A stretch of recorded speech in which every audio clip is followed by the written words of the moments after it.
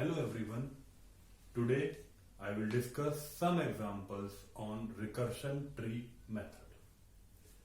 In the last class I have discussed an example how to solve a recurrence using a recursion tree method. सबसे पहला step जो उसमें हमने follow किया, पहला स्टेप था कि हम उसे फंक्शन की फॉर्म में कैसे मेरा रेकरेंस डिवाइड हो रहा है। दूसरा स्टेप मेरी हर लेवल पे कॉस्ट कैसे आ रही है। तीसरे स्टेप में मैंने ये कंप्यूट करा कि मेरे हर लेवल पे जो नंबर ऑफ नोड्स इंक्रीज हो रही हैं वो किस फैक्टर से हो रही है, जो कि मुझे ए वाले पार्ट से पता चल जाता है। जैसे 2t(n/4) है तो हर फैक्टर पे हर लेवल पे 2 की पावर i बढ़ रहा है, 3t(n/4) होता तो 3 की पावर i बढ़ रहा है। फिर मैंने एक नोड की कॉस्ट निकाली जो कि मुझे फंक्शन fn से पता चली। तीसरी बात, मैंने ट्री की हाइट भी निकाली और ट्री की हाइट निकाल के मैंने क्या नाम है लास्ट लेवल की कॉस्ट निकाली। बेसिकली ये 4-5 पॉइंट्स थे जिन्हें हमने पिछले लेक्चर में डिस्कस करा था कि कैसे कैसे करना है। एक पूरा प्रोसेस था, पहले फंक्शन की टर्म्स में, फिर कॉस्ट की टर्म्स में, फिर ट्री की हाइट, फिर लास्ट लेवल की कॉस्ट, फिर सारी नोड्स की कॉस्ट कितनी आ रही है, और फिर उसको मैंने समेशन के थ्रू सॉल्व किया था कि एक्चुअल कॉस्ट क्या आ रही है, मतलब एक्चुअल रनिंग टाइम मेरा क्या लग रहा होगा उस रेकरेंस को सॉल्व करने में। उसी को आगे बढ़ाते हुए कुछ एग्जांपल्स आज हम डिस्कस करते हैं। पहला एग्जांपल, इसमें आज इस क्लास में हम 3 एग्जांपल डिस्कस करेंगे और तीनों एग्जांपल में मैं आपको एक सिमेट्री फॉर्म करके दिखाऊंगा कि कैसे मैं उसको डायरेक्ट सॉल्व कर सकता हूं, अगर अनटिल एंड अनलेस मेरे से ये नहीं बोला गया कि रिकर्शन ट्री मेथड ही फॉलो करना है। तो सबसे पहले एक एग्जांपल ले लेते हैं, tn is equal to 4t n/2 plus n square। इसी रेफरेंस को फॉलो करते हुए पहले इसे n रहने देते हैं। इसी रेफरेंस को फॉलो करते हुए हमने मास्टर मेथड से भी समझ पाते हैं, this is n square, this is n, case number 1 directly we can write it as n square. अब अगर मैं डायरेक्ट इसे कॉस्ट की टर्म्स में डिटरमाइन करूं तो मैं कैसे डिटरमाइन कर सकता हूं। ये मेरा n है, ये मेरा n डिवाइड हुआ है 4 n/2 में। अगर मैं डायरेक्ट कॉस्ट की टर्म से बात कर रहा हूं, फिर मैंने इस लेवल के बाद नेक्स्ट लेवल पे आया तो मैंने फिर इसको 4 n/2 में डिवाइड कर दिया। अगर इसको हम समझ पा रहे हैं रेकरेंस मेरा किस तरह से चल रहा है। सेम प्रोसेस यहां पे आया होगा, सेम प्रोसेस यहां पे आया होगा और सेम प्रोसेस यहां पे आया होगा। अब इसी को मैं देखूं तो ऐसे टर्मिनेट होने के लिए एक लेवल आया होगा जहां पे ये कॉस्ट तुम्हारी दिख रही होंगी t(1), जो मैं डायरेक्ट इस तरह से लिख दे रहा हूं। ये मेरा एक टर्मिनेशन लेवल होगा। अब अगर समझूं तो इस 0th लेवल पे कॉस्ट n होगी, फर्स्ट लेवल पे कॉस्ट ट्वाइस ऑफ n है। जैसे देख पा रहे हो n/2 plus n/2 plus n/2 twice of n। Next level पे आ जाओगे तो देखो यहां इस चीज से आपको ट्वाइस ऑफ n मिलेगा, 4n, 8n, इस तरह से चीजें चलेंगी। तो अगर आप यहां से देखो तो यहां पे मेरा क्या निकल के आ रहा होगा, ट्वाइस ऑफ n, इसका ट्वाइस ऑफ n, इसका ट्वाइस ऑफ n और इसका ट्वाइस ऑफ n। इस तरह से चीजें बढ़ रही होंगी। तो अगर मैं डायरेक्ट इसे कंप्यूट करूं तो यहां पे मेरा आ रहा होगा 4 ऑफ n। एग्रीड। अब सीधा सीधा देख पा रहे हैं यहां से ये मेरे 4 रेफरेंसेस के थ्रू ये 4n हो गया। नेक्स्ट वाले लेवल पे देखूंगा तो थर्ड लेवल पे ये 8n आएगा, फोर्थ लेवल पे ये 16n आएगा, और इस तरह से एक लास्ट लेवल से पहले अगर मैं बात करूं कि मान लो लास्ट लेवल है कुछ, मान लो ये मेरा लास्ट लेवल है, इससे पहले वाला जो लेवल होगा उसको जानने की कोशिश करें और लास्ट लेवल की कॉस्ट जानने की कोशिश करें। ये हमारा अल्टीमेट ऑब्जेक्टिव है। अब सबसे पहले लास्ट लेवल की कॉस्ट जानने के लिए मुझे इस ट्री की हाइट का पता होना जरूरी है। अब ट्री की हाइट मुझे कैसे पता चलेगी भाई, सीधी सी बात है, मेरी ये वाली चीज बता देती है कि ट्री की हाइट किस रेस्पेक्ट में जा रही है। तो मैं ये कहूंगा कि सब प्रॉब्लम साइज एट डेप्थ आई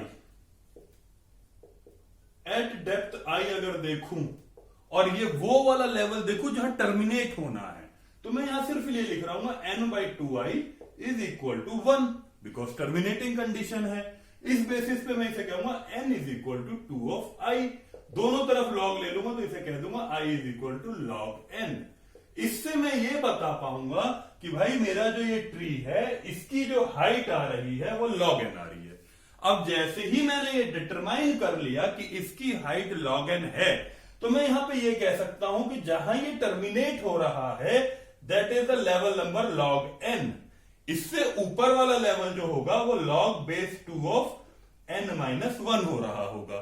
अब जब मैंने ये देखा 0th लेवल पे n, फर्स्ट लेवल पे 2n, सेकंड लेवल पे 4n, इस तरह से मेरा एक फंक्शन ग्रो कर रहा है up to log n level, तो मैंने यहां पे हाइट निकाल के इतना काम यहां तक परफॉर्म करा। अब नेक्स्ट स्टेप जो मेरा इसमें आता है, अगर मैं इसको ये देखूं कि मेरी एक्चुअल कॉस्ट क्या आ रही है इस ट्री में, तो पहला ऑब्जेक्टिव मेरा ये बनता है कि मैं ये देखूं कि मेरे हर लेवल पे नोड्स कितने ग्रो कर रहे हैं।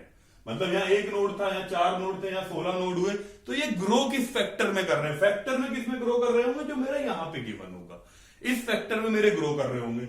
और अगर जब मेरा इस फैक्टर में ग्रो कर रहे हैं और ये मेरी हर नोड की कॉस्ट आ रही है, क्योंकि यहां पे n है, अगर n स्क्वायर होता तो ये n/2 का होल स्क्वायर कॉस्ट आ रही होती हर लेवल पे। तो मैं अगर डायरेक्ट लिखूं कि cost of all nodes,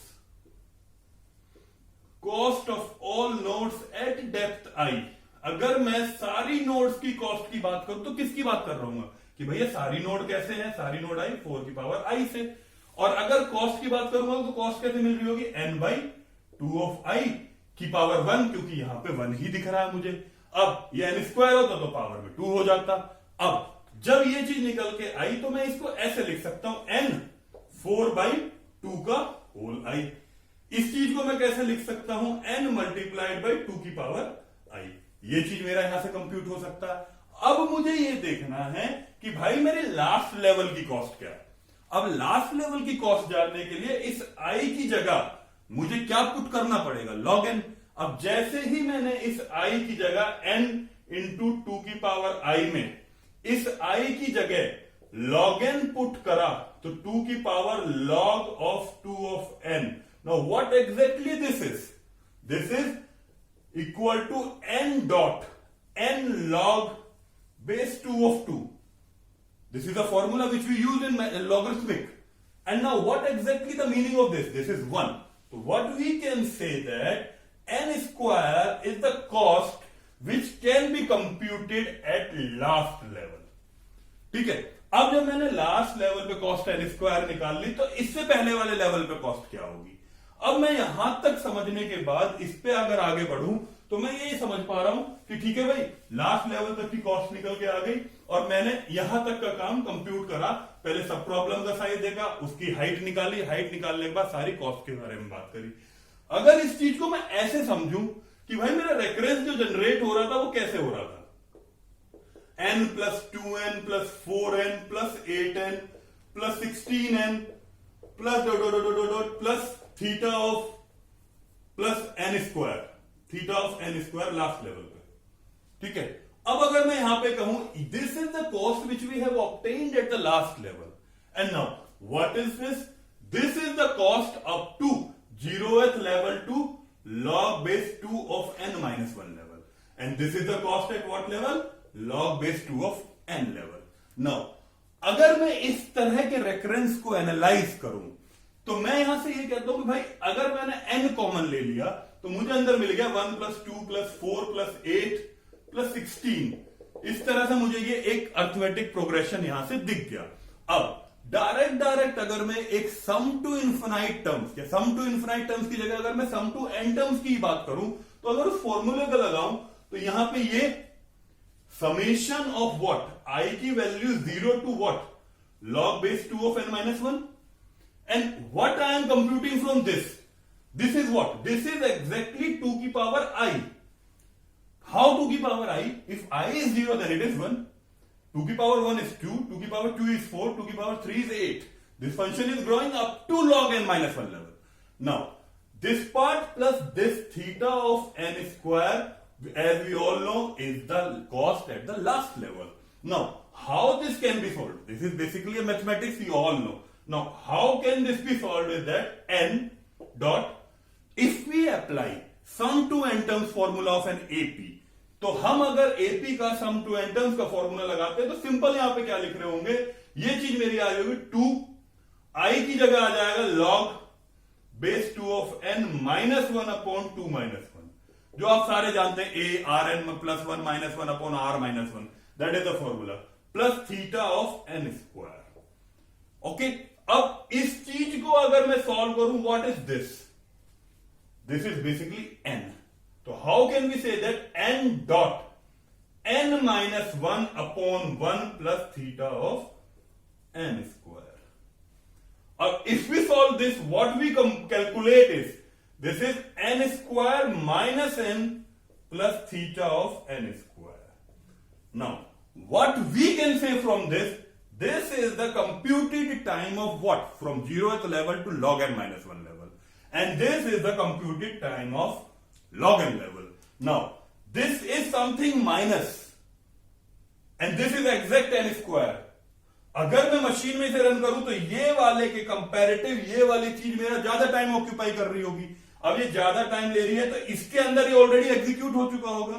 so basically we can simply say that theta of n square is the complexity or time complexity of the recurrence which we have discussed. This is basically an example in which I am trying to show you how the function is growing. That is n, 2n, 4n, 8n, 16n.